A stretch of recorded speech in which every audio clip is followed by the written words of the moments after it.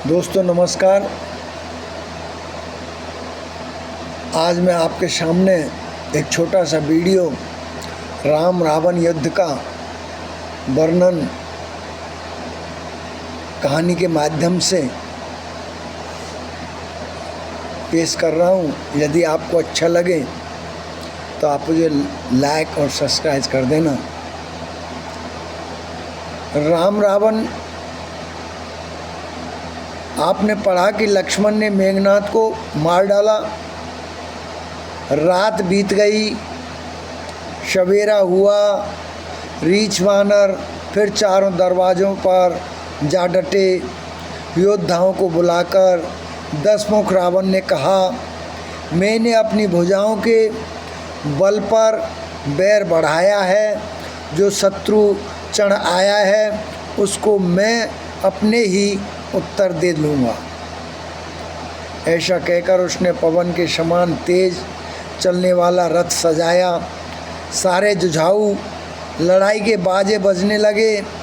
उस समय असंख्य अपशकुन होने लगे, पर अपनी भुजाओं के बल का बड़ा गर्व होने से रावण उन्हें गिनता नहीं है।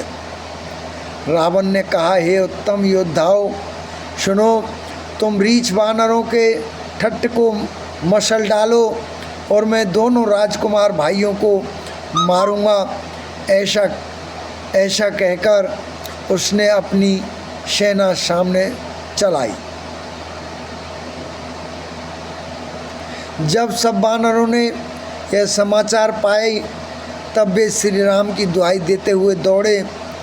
दोनों ओर के योद्धा जय जयकार करके अपनी अपनी जोड़ी जान चुनकर इधर श्री रघुनाथ जी का और उधर रावण का बखान करके परस्पर भिड़ गए।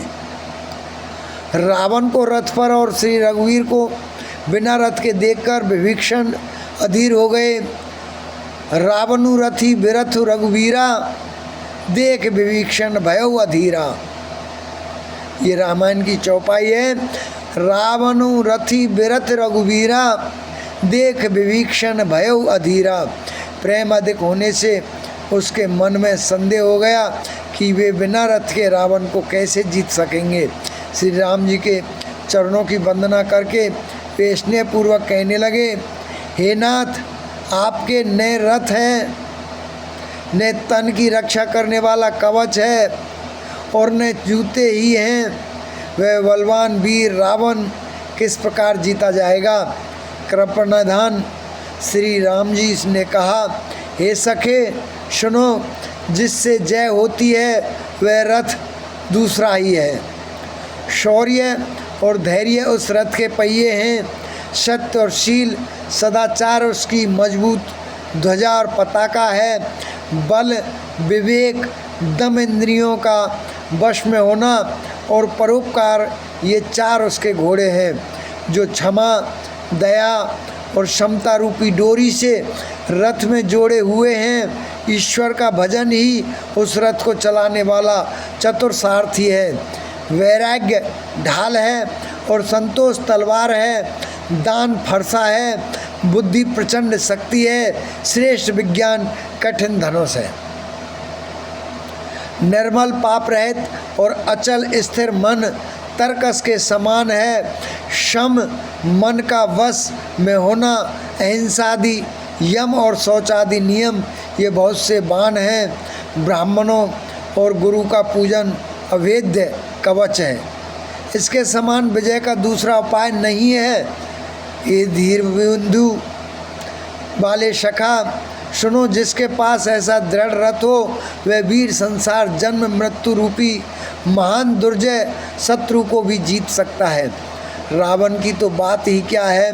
प्रभु के वचन सुनकर विभीषण जी ने हर्षित होकर उनके चरण कमल पकड़ लिए और कहा, हे कृपा और सुख के समूह श्री राम जी, आपने इसी बहाने मुझे महान उपदेश दिया। उधर से रावण ललकार रहा है और इधर से अंगद और हनुमान राक्षस और रीछ बानर अपने अपने स्वामी की दुहाई देकर लड़ रहे हैं। ब्रह्मा आदि देवता और अनेकों सिद्ध तथा मुनि विमानों पर चढ़े हुए आकाश से युद्ध देख रहे हैं। शिव जी कहते हैं, हे उमा, मैं भी उस समाज में था और इस श्री राम जी के रणोत्साह की लीला देख रहा था। दोनों ओर के योद्धा रण में रस में मतवाले हो रहे हैं। बानरों को श्री राम जी का बल है, इससे वे जयशील हैं, जीत रहे हैं। एक दूसरे से भिड़ते और ललकारते हैं और एक दूसरे को मसल कर पृथ्वी पर डाल देते हैं। राक्षस योद्धाओं को भालू पृथ्वी में गाड़ देते हैं और ऊपर से बहुत भी सी भालू डाल देते हैं। युद्ध में शस्त्रुओं से विजय हुए वीर बानर ऐसे दिखाई पड़ते हैं मानो बहुत से क्रोधित काल हो। रावण अत्यंत क्रोधित होकर दौड़ा। बानर हुंकार करते हुए लड़ने के लिए उसके सामने चले। उन्होंने हाथों में वृक्ष, पत्थर और पहाड़ लेकर रावण पर एक ही साथ डाले। पर्वत उसके वज्रतुल्य शरीर में लगते ही तुरंत टुकड़े टुकड़े होकर फूट जाते हैं। अत्यंत क्रोधी रणोन्मत्त रावण रथ रोककर अचल खड़ा रहा, अपने स्थान से जरा भी नहीं हिला। उसे बहुत ही क्रोध हुआ। वह इधर उधर झपटकर बानर योद्धाओं को मसलने लगा।